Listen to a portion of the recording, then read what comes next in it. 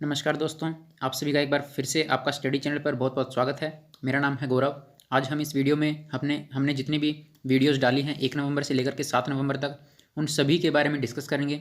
उन सभी के जो मोस्ट इंपॉर्टेंट क्वेश्चंस हैं उनके बारे में हम डिस्कस करेंगे। पूरे वीक की रिवीजन हम आज इस वीडियो में करेंगे। जो टॉप 30 आपके क्वेश्चंस हैं उनके बारे में आज हम यहाँ पर डिस्कस करेंगे। दोस्तों, अपना टाइम वेस्ट नहीं करते हैं, बढ़ते हैं अपने पहले सवाल की तरफ। जो हमारा पहला सवाल है वो है, निम्न में से कौन सा राज्य 1 नवंबर को अपने स्थापना दिवस के रूप में मनाता है? तो दोस्तों, इसका जो सही आंसर है वो आंसर होगा आपका हरियाणा। हरियाणा जो है हर साल 1 नवंबर को अपने स्थापना दिवस के रूप में मनाता है। इसी के साथ साथ अगर हरियाणा ऑप्शन में नहीं होता है तो फिर आपका छत्तीसगढ़ भी 1 नवंबर को ही मनाता है। तो हरियाणा और छत्तीसगढ़ ये दोनों ही जो राज्य हैं अपने स्थापना दिवस के रूप में मनाते हैं 1 नवंबर को। इसके बारे में अगर आप ज़्यादा डिटेल जानना चाहते हैं, हर एक क्वेश्चन की डिटेल हमने जो है पिछली वीडियोस में बिल्कुल इतने अच्छे तरीके से बताया हुआ है कि आपको और कहीं से पढ़ने की ज़रूरत नहीं पड़ेगी। आप अगर चाहें इनके बारे में डिटेल्स में जानना चाहते हैं, जितने भी क्वेश्चन हैं, जिस भी क्वेश्चन के बारे में आप जानना चाहते हैं, आप उससे रिलेटेड वीडियो आप देख सकते हैं। आपको प्लेलिस्ट का लिंक जो है वीडियो के डिस्क्रिप्शन में दे दिया गया है। बढ़ते हैं अपने नेक्स्ट क्वेश्चन की तरफ। अगला क्वेश्चन है, हाल ही में किस केंद्र शासित प्रदेश की पहली वर्षगांठ मनाई गई है? तो दोस्तों, इसका जो सही आंसर होगा वो होगा जम्मू कश्मीर। अभी जम्मू कश्मीर में ही पहली वर्षगांठ मनाई गई है, क्योंकि जब जो है 31 अक्टूबर 2019 को ही उसको जो है केंद्र शासित प्रदेश का दर्जा दिया गया था, और अभी जो है उसको 1 साल पूरा हो गया है, और इसी के उपलक्ष्य में जो है जम्मू कश्मीर में पहली वर्षगांठ मनाई गई है। इसके बारे में ज़्यादा जानकारी के लिए आप वीडियो देख सकते हैं, जो डिटेल वीडियो हमने डाली हुई है।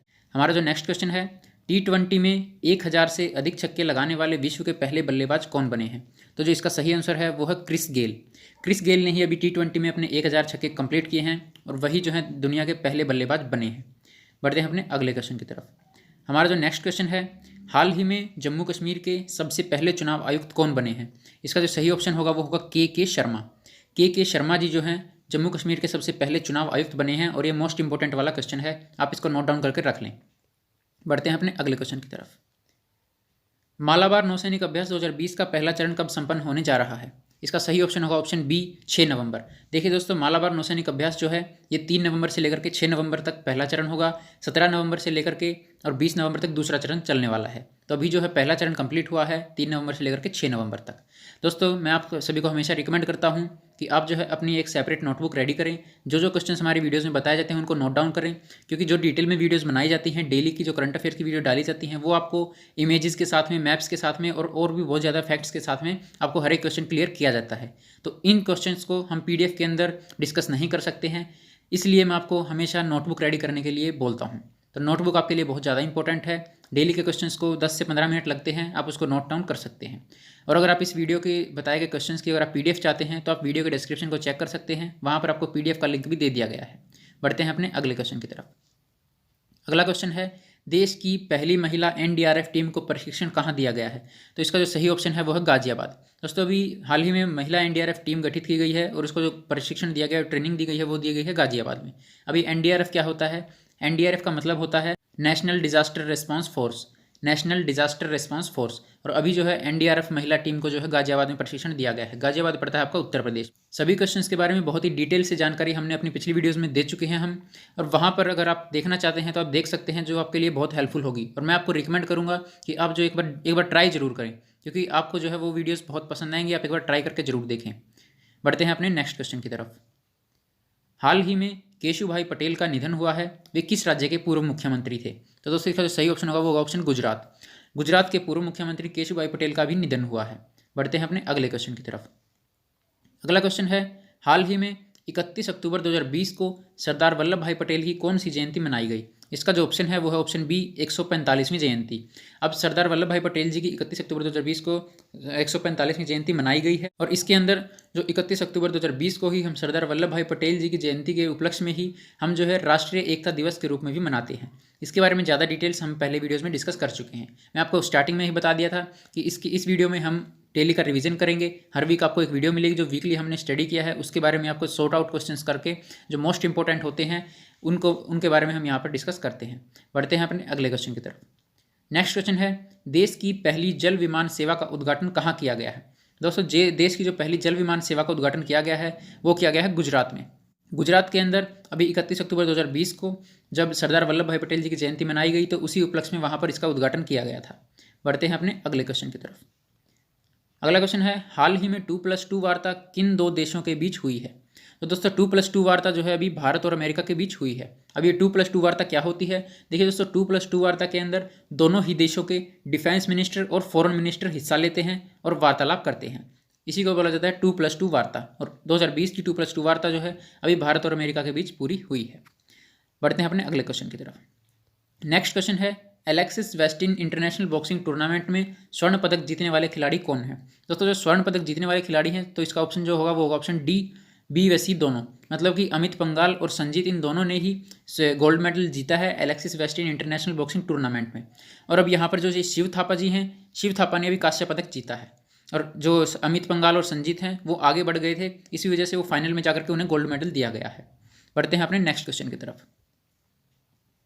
दोस्तों इस वीडियो में आपको सभी क्वेश्चंस वही बताए जाते हैं, हमारी जितनी भी वीडियोस हैं उन सभी में वही क्वेश्चंस बताए जाते हैं जो आपकी एग्जाम पॉइंट ऑफ व्यू से इंपॉर्टेंट होते हैं। देखिए, क्वांटिटी बढ़ाने से कोई बेनिफिट नहीं होता है। ये मैटर नहीं करता है कि आप कितना पढ़ते हैं, बल्कि ये मैटर करता है कि आप क्या पढ़ रहे हैं और किस तरीके से पढ़ रहे हैं। तो मैं आपको सजेस्ट करता हूँ आप डेली हमारे वीडियोज़ को देखें, आपका करंट अफेयर से एक भी क्वेश्चन गलत नहीं होगा। तो हमारा अगला क्वेश्चन है, हाल ही में भारतीय वायुसेना के सुखोई 30 युद्धक विमान का परीक्षण कहाँ किया गया है? तो इसका जो सही ऑप्शन होगा वो होगा बंगाल की खाड़ी। अभी बंगाल की खाड़ी में ही जो है सुखोई 30 युद्धक विमान का परीक्षण किया गया है। बढ़ते हैं अपने नेक्स्ट क्वेश्चन की तरफ। हाल ही में किस देश ने 2019 में हुए पुलवामा हमले की जिम्मेदारी ली है?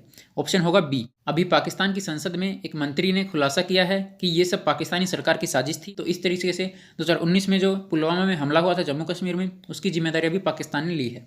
आप किसी भी क्वेश्चन के बारे में डिटेल में जानना चाहते हैं, किसी भी तरह की इन्फॉर्मेशन, तो आप हमारी वीडियोज़ पिछली देख सकते हैं, वीकली वीडियो जो हम डालते हैं। बढ़ते हैं अपने अगले क्वेश्चन की तरफ। नेक्स्ट क्वेश्चन है, भारतीय सेना में हाल ही में अपने जवानों के लिए कौन सा मैसेजिंग ऐप लॉन्च किया है? इसका सही ऑप्शन होगा साई मैसेजिंग ऐप। अब ये साई मैसेजिंग ऐप की फुल फॉर्म क्या होती है ये भी आ सकती है। तो ये होती है आपकी secure application for internet, secure application for internet. बढ़ते हैं अपने अगले क्वेश्चन की तरफ।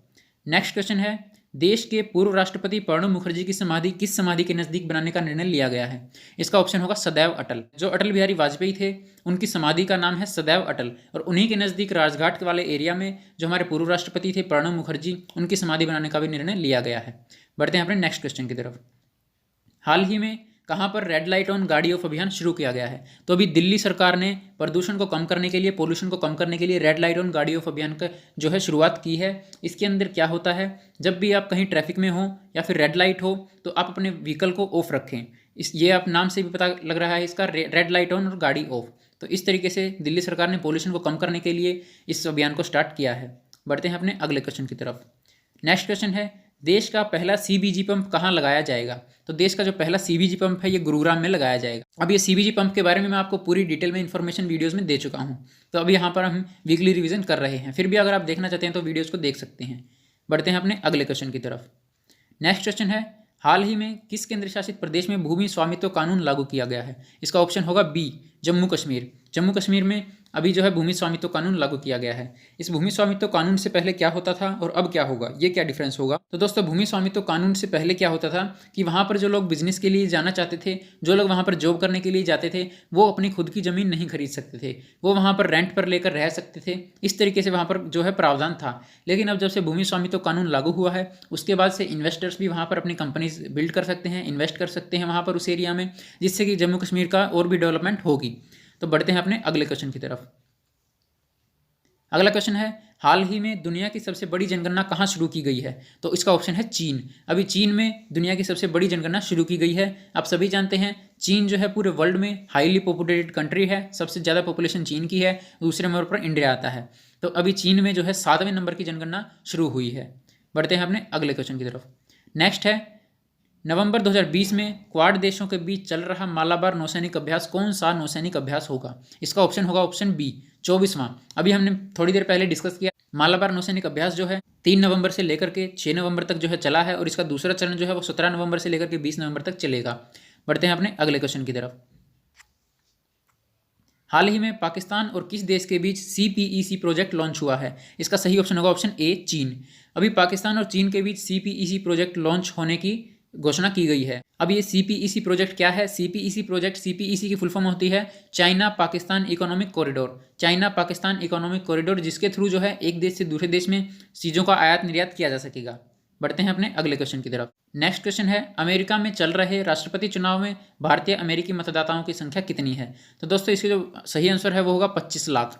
भारतीय अमेरिकी मतदाता जो हैं अमेरिका के अंदर जो वोट करने वाले हैं उनकी संख्या है 25 लाख। देखिए दोस्तों, मैं आपको वीडियोज में बता चुका हूँ भारतीय अमेरिकी मतदाताओं का क्या मतलब होता है, टोटल मतदाताओं का क्या मतलब होता है, और कितने संख्या में जो है वोटर्स दे सकते हैं, और टोटल भारतीय समुदाय के लोग कितने हैं। इन सब के बारे में मैं आपको जानकारी दे चुका हूँ। आप वीडियोज़ को देख सकते हैं ज़्यादा डिटेल के लिए। बढ़ते हैं अपने अगले क्वेश्चन की तरफ। हाल ही में जारी वर्ल्ड रैंकिंग ऑफ साइंटिस्ट में भारत के कितने वैज्ञानिकों को स्थान मिला? तो दोस्तों इसका जो सही आंसर है वो होगा ऑप्शन ए। अभी जो है 108 वैज्ञानिकों को वर्ल्ड रैंकिंग ऑफ साइंटिस्ट में स्थान दिया गया है, और ये जो है अमेरिका की स्टैनफोर्ड यूनिवर्सिटी के द्वारा ये रैंकिंग तैयार की जाती है। बढ़ते हैं अपने अगले क्वेश्चन की तरफ। हाल ही में कैबिनेट में किस देश के साथ IoT समझौते को मंजूरी दी गई है? इसका सही ऑप्शन होगा ऑप्शन सी। अभी ब्रिटेन के साथ में IoT समझौते के लिए मंजूरी दी गई है। अभी IoT क्या होता है इसके बारे में डिटेल में तो वीडियो में बता दिया गया है, लेकिन फिर भी आप थोड़ा सा यहाँ भी जान लें। IoT की जो फुल फॉर्म होती है वो होती है internet of things. Internet of things ये सेंसर्स और इंटरनेट से रिलेटेड होता है, जो इसमें हर एक जगह पर सेंसर लगा दिए जाते हैं जो इंटरनेट से कनेक्टेड होते हैं, जिससे कि हम इंटरनेट से उन सेंसर्स को कहीं पर भी एक जगह से दूसरी जगह पर बैठे हुए उनको हम कंट्रोल जो है कर सकते हैं। बढ़ते हैं अपने अगले क्वेश्चन की तरफ। नेक्स्ट क्वेश्चन है, किस राज्य में 210 मेगावाट क्षमता वाली लुहरी जल विद्युत परियोजना की निवेश को मंजूरी दी गई है? इसका सही ऑप्शन होगा ऑप्शन सी, हिमाचल प्रदेश। अभी जो है 210 मेगावाट वाली लोहरी जल विद्युत परियोजना को हिमाचल प्रदेश में सतलुज नदी पर जो है मंजूरी दी गई है। बढ़ते हैं अपने अगले क्वेश्चन की तरफ। हाल ही में किस देश के खिलाड़ी मार्लोन सैमुअल्स ने क्रिकेट से संन्यास लिया है? इसका सही ऑप्शन होगा सी। वेस्ट इंडीज़ के खिलाड़ी हैं मार्लोन सैमुअल्स, और इन्होंने अभी क्रिकेट के सभी प्रारूपों से संन्यास ले लिया है। हमारा नेक्स्ट क्वेश्चन है, अमेरिका में चल रहे चुनाव कौन से नंबर के राष्ट्रपति चुनाव होंगे? सही ऑप्शन होगा 59वें राष्ट्रपति चुनाव। अब आपके सामने ये क्वेश्चन बहुत ही इंपॉर्टेंट हो जाता है, क्योंकि इन चीज़ों पर लोग कम ध्यान देते हैं, आंकड़ों पर लोग कम ध्यान देते हैं, और इस तरह के आंकड़े अक्सर एग्जाम्स में पूछ लिए जाते हैं। नेक्स्ट क्वेश्चन है, हाल ही में किस राज्य ने अपने नागरिकों को प्राइवेट नौकरी में 75% आरक्षण की घोषणा की है? इसका सही आंसर होगा हरियाणा। अभी हरियाणा सरकार ने जितनी भी वहाँ पर प्राइवेट कंपनियां हैं उन सभी में 75% कर्मचारी हरियाणा के ही होंगे, ऐसा प्रावधान अभी हरियाणा सरकार ने किया है। बढ़ते हैं अपने अगले क्वेश्चन की तरफ। नेक्स्ट है, हाल ही में यूनेस्को ने कहाँ पर स्थित पन्ना टाइगर रिजर्व को अपने world network of biosphere reserve की सूची में शामिल किया है? दोस्तों अभी ये जो पन्ना टाइगर रिजर्व है ये आपका मध्य प्रदेश में पड़ता है। मध्य प्रदेश की राजधानी है भोपाल। इसके बारे में डिटेल में हम वीडियो में डिस्कस कर चुके हैं, लोकेशन भी आपको दिखा दी गई है। दोस्तों वीडियो पसंद आ रही है तो इसको लाइक और शेयर जरूर कर दीजिएगा। हम आपसे सिर्फ इतना ही मांगते हैं कि इस वीडियो को शेयर करें ज़्यादा से ज़्यादा, जिससे कि और भी लोगों तक ये चीज़ें पहुँच सकें। बढ़ते हैं अपने नेक्स्ट क्वेश्चन की तरफ। निम्न में से कौन से टेनिस खिलाड़ी 1000 मैच जीतने वाले दुनिया के चौथे खिलाड़ी बन गए हैं? इसका जो सही ऑप्शन है वो है राफेल नडाल। अभी राफेल नडाल जो है टेनिस खिलाड़ी हैं और इन्होंने 1000 मैच जीत करके दुनिया के चौथे खिलाड़ी बन गए हैं, लेकिन ये स्पेन से रिलेटेड हैं, स्पेन देश के हैं, तो स्पेन के ये सबसे पहले खिलाड़ी हैं। दुनिया के सब चौथे खिलाड़ी हैं लेकिन स्पेन के पहले खिलाड़ी हैं। बढ़ते हैं अपने अगले क्वेश्चन की तरफ। नेक्स्ट है, हाल ही में निम्न में से नेपाली सेना के मानद अध्यक्ष कौन बने हैं? दोस्तों नेपाली सेना के मानद अध्यक्ष बने हैं MM नरवणे। MM नरवणे का जो पूरा नाम है मनोज मुकुंद नरवणे। अब मनोज मुकुंद नरवणे जो है भारत के सेना प्रमुख हैं और ये अभी नेपाल की यात्रा पर गए थे, जहां पर नेपाल की राष्ट्रपति विद्यादेवी भंडारी जी ने इन्हें जो है मानद अध्यक्ष की पदवी दी है। और ये जो है 1950 से चलती आ रही है, तभी से लेकर के हर साल एक दूसरे देश के सेना प्रमुखों को ये पदवी दी जाती है। बढ़ते हैं अपने नेक्स्ट क्वेश्चन की तरफ। निम्न में से कौन सा देश पेरिस समझौते से अलग हुआ है? दोस्तों अभी पेरिस समझौते से अलग होने वाला देश है अमेरिका।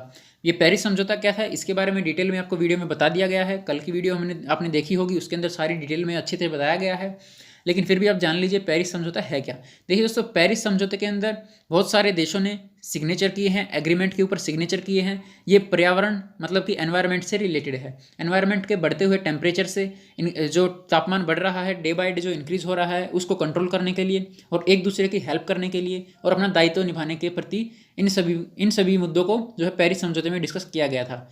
और इसके अंदर अब जो है अमेरिका इस समझौते से बाहर हो गया है। दोस्तों आप सभी का वीडियो देखने के लिए बहुत बहुत धन्यवाद। अगर आप नए हैं तो चैनल को सब्सक्राइब जरूर करें, वीडियो पसंद आई है तो लाइक जरूर करें और शेयर करना बिल्कुल भी ना भूलें। PDF अगर आप चाहते हैं तो PDF के लिए आप हमारे टेलीग्राम ग्रुप को ज्वाइन कर सकते हैं। वहाँ पर आपको डेली करंट अफेयर्स की PDF दी जाती है और जितने भी क्वेश्चन हम पढ़ाते हैं उनमें से बहुत सारे क्वेश्चन ऐसे हैं जो आपके फ्यूचर एग्जाम्स में देखने को जरूर मिलेंगे। उम्मीद करता हूँ आपको वीडियो पसंद आई है, तो आप हमारे साथ जुड़े रहें, डेली की वीडियोज़ को देखते रहें, वीकली करंट अफेयर हमारे साथ रिवाइज करते रहें। Thanks for watching, have a nice day.